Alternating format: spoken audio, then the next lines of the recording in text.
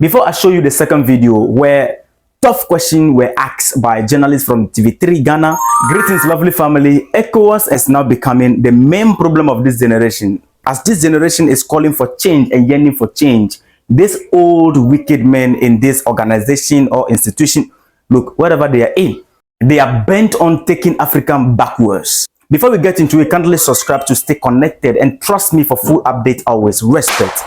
African Union Commissioner for Political Affairs was in Abuja for a recent meeting held, and you will be surprised and amazed the response he gave out about the pulling out of the Sahel nations, which are Mali, Niger, Burkina Faso. They're pulling out from ECOWAS. The response this man gave will surprise you.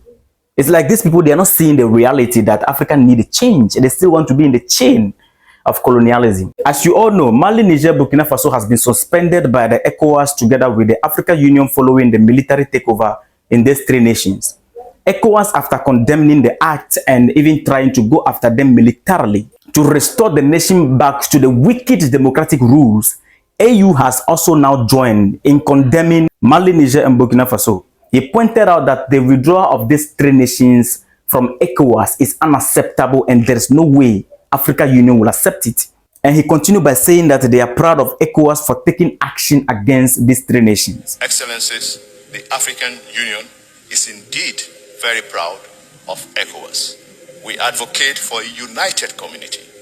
We advocate and we fully support the unity of ECOWAS. The withdrawal by three countries is unacceptable to the African Union, and we believe in one ECOWAS. Now, to make it short, after saying this nonsense, they even went further discussing about setting up regional forces against these Sahel nations to restore constitutional government, which means that these people are planning to face these three nations militarily. And we must not stop talking about it. We need to voice out and support our leaders. So you need to like this video and share the video as well to push it so that it can reach others. Because since these people are now planning and holding meeting how to restore the country back to constitutional rule, it means that they want to do everything possible to do what? To destabilize these nations. And you must understand that the enemy is behind them, the West. Before I show you the second video where tough questions were asked by journalists from TV3 Ghana and another journalist from the crowd, they ask critical questions concerning these things, and you will practically see African Union trying to run away from the question and eventually run away from the question. You will be surprised. I'll play the video for you. After watching the video, let's all go to African Union website. They are on Twitter. They are everywhere. If you truly love our freedom fighters, we need to take action. The power we have is social media. Let's go to their website and comment, condemn them, and let them understand that nothing should happen to our freedom fighters. The nonsense they are planning, we in this generation, we have decided that we are not going to continue with their wicked rulership. We need a change. If they try to restore this country back to the wicked democratic governance, it will put the nation back to the mud. They should stop it. Because so far as Africa is concerned, democracy has not helped us in any way to develop or do anything positive. In the name of democracy, we have been pushed behind time. In the name of democracy, economically we are poor. In the name of democracy, we are under development. In the name of democracy, we have looting and sharing governance. In the name of democracy, our resources are being looted away. At this point in time, they have to understand that democracy is not the way to go because it has not helped us in any way. We need to have our own system of governance. This useless democracy that the AU and the ECOWAS are trying to protect, it does not help us. It only helps their bank account. It is not helping the nations. Now watch the answer to the first question by the journalist from TV3. Thank you so much, Sarah. My name is Sarah. I work with TV3 Ghana. My question has to do with the 5 member states that have been suspended as a result of the persistent conflict in those particular countries. The narrative has been that the African Union has lost its grip and is not able to handle these situations in these countries for an amicable solution. Is that the case? What is the challenge in ensuring that we have peace in these countries that have been suspended, which appears to be lacking behind in terms of development? Because I'm certain they are not represented here for these particular meetings going on in these 4 days. Thank you. Commissioner, please. Yeah, thank you very much. Another good question. 6 countries have been suspended, not 5. And I read them out Sudan, Gabon, Burkina Faso, Niger, Guinea, and Mali. They've been suspended, not because of conflict. They've been suspended for flouting what is called the African Union Charter on Democracy, Elections, and Governance, meaning they overthrew democratically elected governments. And whereas the African Union has been a champion for democracy globally, for renewal of the African space, and that means that democracy, as in Ghana, as in many parts of the world today, is our guiding instrument for change democratically of governments, not military rule. The era of military rule is over. So we are in full support of Ecowas, of all the regional bodies that have been very, very effective in condemning military rule. However, we are engaging the same countries informally, because when you are suspended, you cannot participate in any official processes of the African Union, including this media coordination meeting. The Peace and Security Councils have engaged. They were in Mali in 2021, in Burkina Faso in 2023, to ensure that we rally around them in the countering of terrorism. Combating terrorism is necessary for all of us in the spirit of collective security. So I want to assure you that we are working towards them on the condition that they restore democracy. We are considering, as we speak, the possibility of their being beneficiaries to the African Union Peace Fund. We are doing our best, but it takes two to tango. They must also be ready to understand. The African Union will not bend its principles because of these 6 member states. Question. Yeah, thank you. Atamensa from Ghana. Please, News. One question. I have 2, please. No, 1, please. Oh. So all right, my question, 2 quick ones. Two quick ones, yes. Yeah.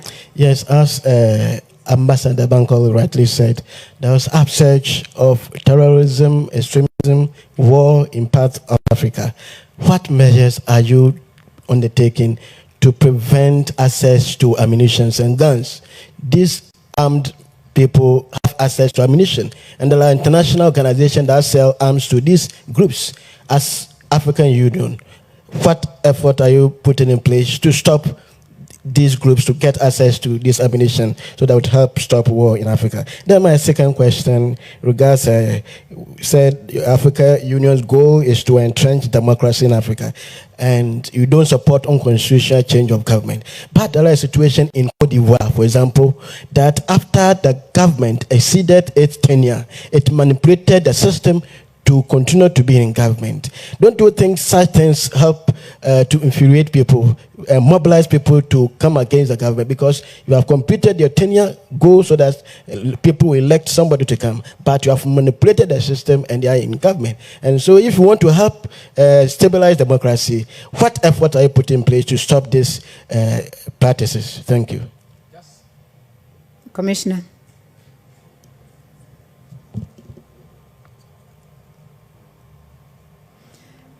Please just summarize your first question without the explanation. Just put the question forward. Yes, I said the ambassador talked about upsurge of terrorism, extremism, war in Africa. And I want to find out what effort the African Union is putting in place to stop access to ammunition by these groups, these armed groups. As African Union, how can you do to stop this thing? Thank you. Yeah. Thank you very much. No, thank you so much. The first is that the African Union has set up what is called the African Union Counterterrorism Center in Algiers. It looks at the whole gamut of capacity support. Remember, the African Union does not have its own army. The African Standby Force is still being operationalized or towards operationalization. So there is no army to stop to check the borders. Rather, we are coordinating the various initiatives that relate to intelligence sharing, that relate to maritime security, because some of the armed groups and terrorist groups use the high seas. In the Sahel region, where, as you know, after the fall of former Gaddafi in Libya, everything exploded in the Sahel. So the Sahel has become a haven for small arms, transnational organized crimes. So we are making sure that we help build the capacities.